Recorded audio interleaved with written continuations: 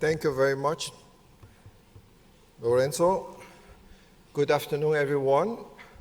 I hope you had a good day today, and I'm going to try my best to conduct something that is informative but also useful for you. So let me get started. I'm not going to read everything here because it's too much trouble and you can read faster than me, but I want to warn you that you should not believe everything I say. I have a very bad reputation in the United States. I'm known as an iconoclast. I'm not an ISIS terrorist, please understand that, the difference, okay? I don't destroy icons, I am not a terrorist, but I very often say things that other people don't like. Here's my bio. So instead of my telling you a lot of things and showing a lot of slides and put you to sleep, I know that you just had lunch, I'm going to run a contest here. I'm going to select 4 candidates here, 4 non-Americans to participate in this contest. I want you to think and raise your hand, and I'm going to pick. And each person can give 1 answer only to each test. Okay, and you can choose only one. It's real news or fake news. And the same answer is allowed for all the contestants. And the first contestant that must answer within 30 seconds, and then the next ones can answer in only 10 seconds. And I will change the sequence after that test, so each one will have a chance to start with the first. And after the 10 tests, if there is no tie, then I will give my book. This is my book. I'll give a book to whoever gets the highest score. And if there is a tie, I will continue to run. But I want to make sure you understand that my answer is indisputable. It's my rule. Okay, I'm the king of Rome. Okay, let me give you a couple examples so you understand how this runs before I get people to participate. So, since we are in Italy, you probably remember someone called Galileo Galilei, and the statement here is that the gravity is a constant by dropping 2 balls from with different weights from the top of the Leaning Tower of Pisa. Here is the tower, you can see that, right? And landed at the same time, and this proves that the gravity is the same, doesn't matter the weight. And you have 2 choices, either real news or fake news, okay? And we have a colleague from Canada here, Kim Greenwood. He will be the note taker of the grades, okay? And the answer here is actually fake news, because actually he did not go up the tower. And all this was invented by one of his disciples, and we have references to prove this is the right case, that's fake news, okay? Anyway, another example quickly, that this is closer to the reality now. We're talking American hospitals are required by the federal government, the Center for Medicare and Medicaid Services, and its accreditation organizations, for example, Joint Commission, to complete 100% scheduled maintenance on all, not just those classified as critical or high-risk equipment. Critical equipment is equipment for which there is a risk of serious injury or death to a patient should the equipment fail. Again, fake news or real news, okay? So, answer, real news, okay? This is in the standards. Okay, so now I want 4 candidates, not from Canada or United States. Raise your hands if you want to participate in the contest. If there is not enough, I'm going to handpick persons from the audience. Okay.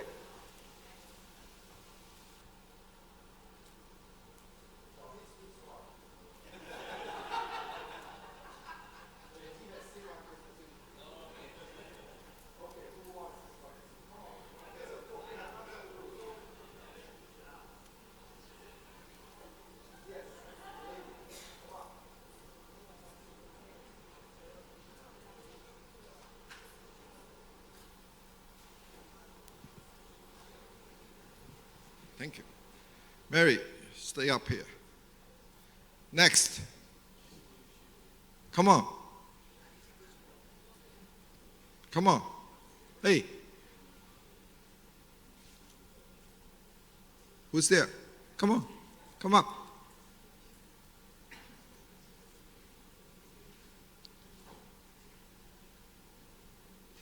I need 2 more, please.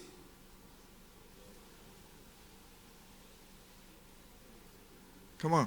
Oh, we have 3. Okay. How about another person? Good. Come on. Way back. Come on. Hey, come on. Please. Okay. Kim, are you ready to take notes? Okay, I need your names and the country. Mary Vidal from Peru. Major Dr. Mohammad Ashrafuzzaman, Bangladesh. Omar Garcia from Mexico. Maizatu from Malaysia. Got it, Kim?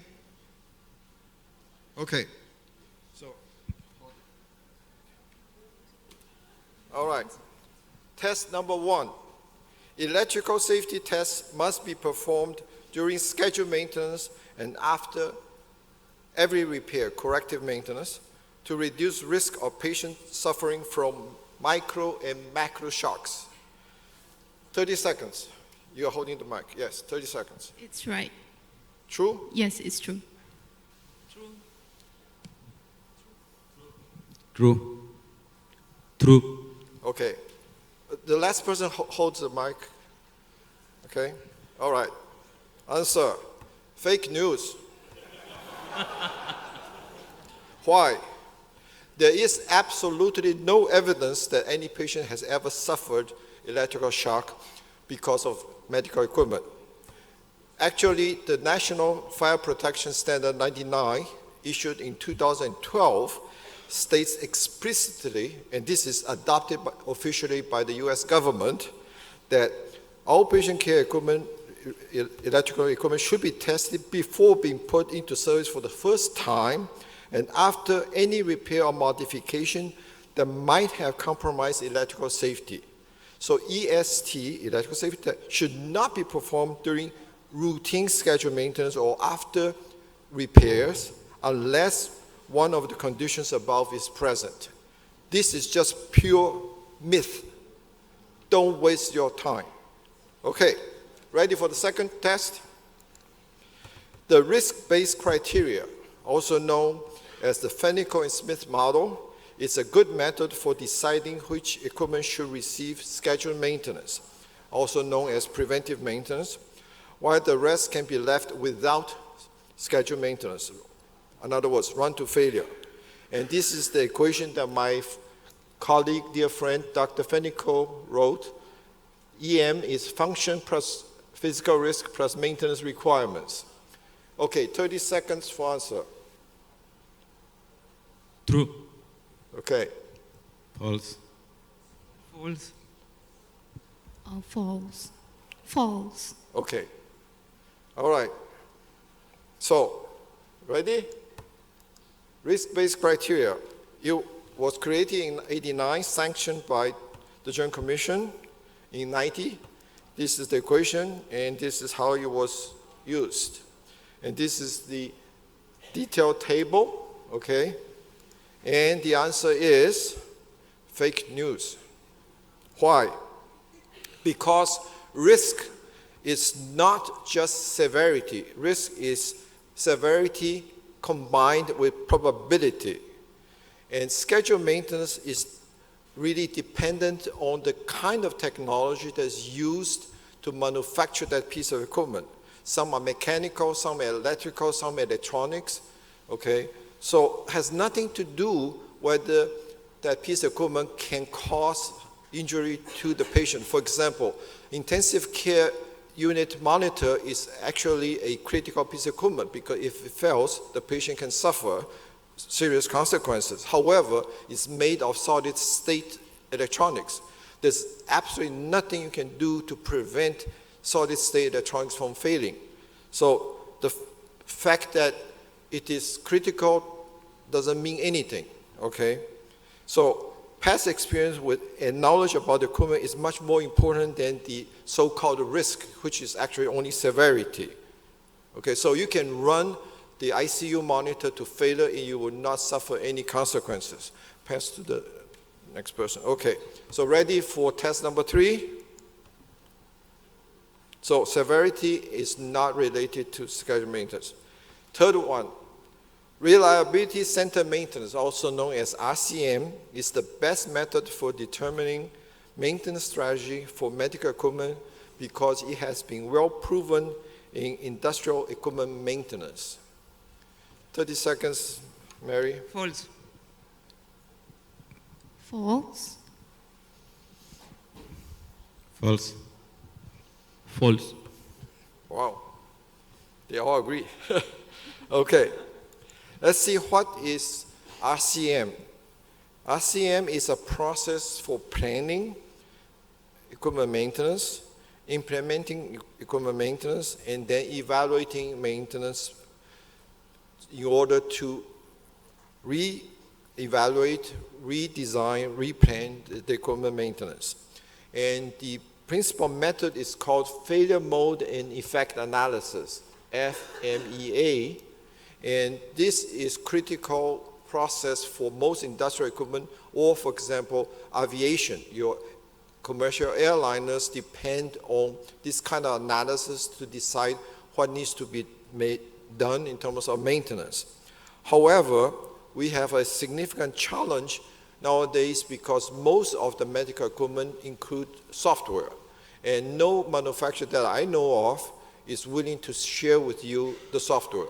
Even if they were willing to share with you the software, it's very unlikely that you can decipher what's there because of the many, many thousands of lines of code there. And also, you would need the maintenance schedule work instructions that are typically included in the service manuals. Here in Europe, you have a law, the Medical Device Directive, that requires manufacturers to give you that information, although I'm not sure how many actually do that properly. But in the United States, they are not required to give you the service manual. And therefore, you have a serious challenge in trying to perform the so-called FMEA. So if you don't have this information, you are going to have severe difficulties in implementing this process, and particularly when the failure of the equipment can cause harm to a person or the environment.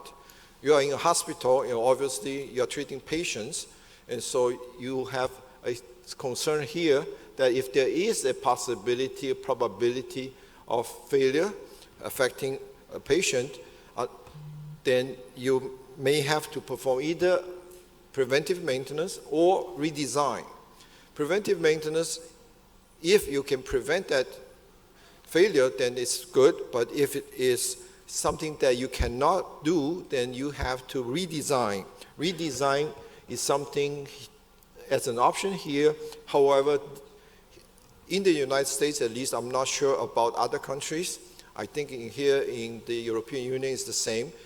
The clinical engineers are not allowed to modify, to redesign any medical device. It's a violation of law. So again, we got a big problem here. And so you guys are all correct. This is fake news, okay? It is misunderstood. It's misquoted by the US government that this would be a good idea, okay? So if there is anything you take out from this session today, is that don't copy American model unless you understand why we are doing something. You know, we started clinical engineering 50, 60 years ago and made a lot of mistakes.